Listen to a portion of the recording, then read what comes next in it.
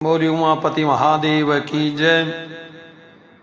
आप सभी शिव भक्तों को सोमवार के व्रत की कथा सुना रहे हैं और सोमवार व्रत करने से क्या फल मिलता है। सोमवार के व्रत को लेकर मान्यता है कि इस व्रत को करने से भगवान शिव अपनी भक्तों की मुरादा जल्द ही पूरी करते हैं। सोमवार का दिन भगवान शिव को समर्पित है, इसलिए इस दिन भगवान शिव की पूजा व्रत करने का महत्व है और श्रावण महीने में भगवान शिव की पूजा करने से ज़्यादा महत्व बढ़ जाता है। यदि आप सोमवार के व्रत करते हैं तो आपको सोमवार व्रत कथा पढ़ना भी चाहिए और सुनना भी चाहिए, क्योंकि इसके बिना आपका व्रत अधूरा माना जाता है। आइए जानते हैं सोमवार व्रत कथा। देवों के महादेव बहुत ही भोले माने जाते हैं, इसलिए उनका एक नाम भोलेनाथ भी है और पौराणिक मान्यता के अनुसार भगवान शंकर को प्रसन्न करने के लिए किसी भी तरह के खास विशेष पूजन की आवश्यकता है, क्योंकि कहा जाता है कि वह भोले वाले हैं और भक्त की मन से ही की गई क्षणिक मात्रा की भक्ति से ही प्रसन्न हो जाते हैं। अगर आप भी शिव की भक्ति और कृपा पाने के लिए सावन के सोमवार का व्रत करते हो तो इस कथा से भोलेनाथ को प्रसन्न कर सकते हैं। कथा इस प्रकार है। एक बार किसी एक नगर में एक साहूकार था। उसके घर में धन की कोई कमी नहीं थी, लेकिन कोई संतान न होने के कारण वह बहुत दुखी था। संतान प्राप्ति के लिए वह हर सोमवार को व्रत रखता था और पूरी श्रद्धा के साथ शिव मंदिर में जाकर भगवान शिव और माता पार्वती की पूजा करता था।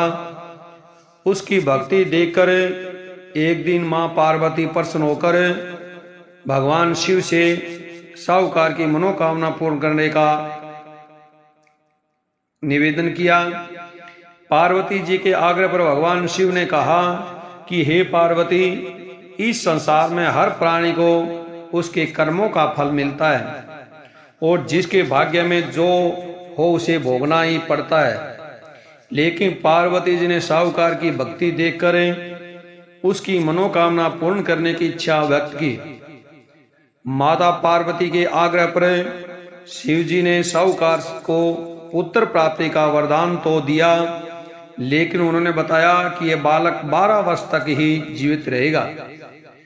माता पार्वती भगवान शिव की बातचीत को साहूकार सुन रहा था, इसलिए उसे ना तो इस बात की खुशी थी और ना ही दुख। वह पहले की भांति शिव जी की पूजा करता रहा। कुछ समय के बाद साहूकार की पत्नी ने एक पुत्र को जन्म दिया। जब वह बालक 11 वर्ष का हुआ तो उसने पढ़ने के लिए काशी भेज दिया था। साहूकार ने पुत्र के मामा को बुलाकर उसे बहुत सारा धन देते हुए कहा कि तुम इस बालक को काशी विद्या प्राप्ति के लिए ले जाओ। तुम जो रास्ते में यज्ञ कराते जाना, वो ब्राह्मणों को भोजन दक्षिणा देते हुए जाना। दोनों मामा भांजे इसी तरह यज्ञ कराते और ब्राह्मणों को दान दक्षिणा देते काशी नगरी निकल पड़े। इस दौरान रात में एक नगर पड़ा। वहां नगर के राजा की कन्या का विवाह था, लेकिन जिस राजकुमार से उसका विवाह होने वाला था वह एक आंख से काना था। राजकुमार के पिता ने अपने पुत्र को काना होने की बात को छुपाने के लिए सोचा क्यों न उसने साहूकार के पुत्र को दूल्हा बनाकर राजकुमारी से विवाह करा दूं। विवाह के बाद उसको धन देकर विदा कर दूंगा और राजकुमारी को अपने नगर ले जाऊंगा। लड़के को दूल्हे की वस्त्र पहनाकर राजकुमारी से विवाह कर दिया गया। साहूकार का पुत्र ईमानदार था, उसे यह बात सही नहीं लगी, इसलिए उसने अवसर पाकर राजकुमारी के दुपट्टे पर लिखा कि तुम्हारा विवाह तो मेरे साथ हुआ है, लेकिन जिस राजकुमार के संग तुम्हें भेजा जाएगा वह एक आंख से एक काना है। मैं तो काशी पढ़ने जा रहा हूँ। जब राजकुमारी ने चुन्नी पर लिखी बातें पढ़ी तो उसने अपने माता पिता को यह बात बताई। राजा ने अपनी पुत्री को विदा नहीं किया, फिर बरात वापिस चली गई। दूसरी ओर साहूकार का लड़का और उसका मामा काशी पहुंचे। वहां जाकर उन्होंने यज्ञ किया। जिस दिन लड़का 12 साल का हुआ उस दिन भी यज्ञ का आयोजन था।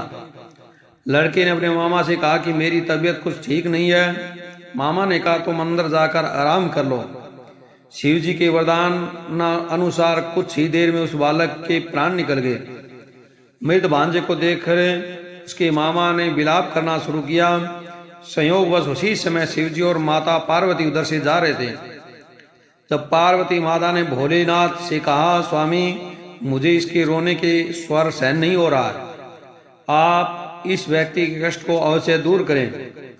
जब शिवजी मृत बालक के समीप गए तो वह बोले कि यह उसी साहूकार का पुत्र है जिसे मैंने 12 वर्ष की आयु का वरदान दिया था।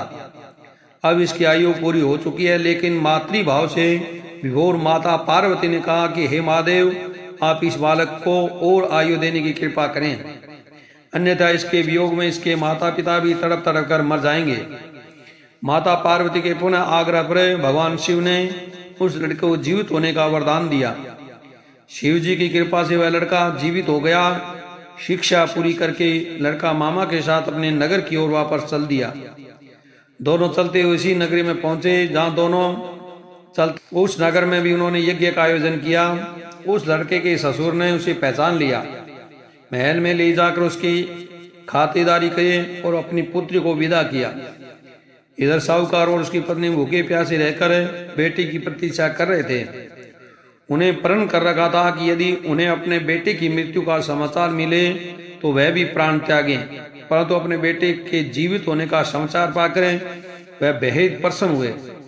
उसी रात भगवान शिव ने साहूकार के स्वप्न में आकर कहा, हे श्रेष्ठी, मैंने तेरे सोमवार के व्रत करने और व्रत कथा सुनने से प्रसन्न होकर तेरे पुत्र को लंबी आयु प्रदान की है। इसी प्रकार जो कोई सोमवार व्रत करता है या कथा सुनता है और पढ़ता है उसके सभी दुख दूर होते हैं और सभी की मनोकामनाएं पूर्ण होती है और भगवान शिव की कृपा प्राप्त होती है और भगवान शिव आयु आरोग्यता धन धान्य प्रदान करते हैं। तो इस प्रकार भगवान शिव की आराधना अवश्य करें। पूरी शंकर भगवान की जय।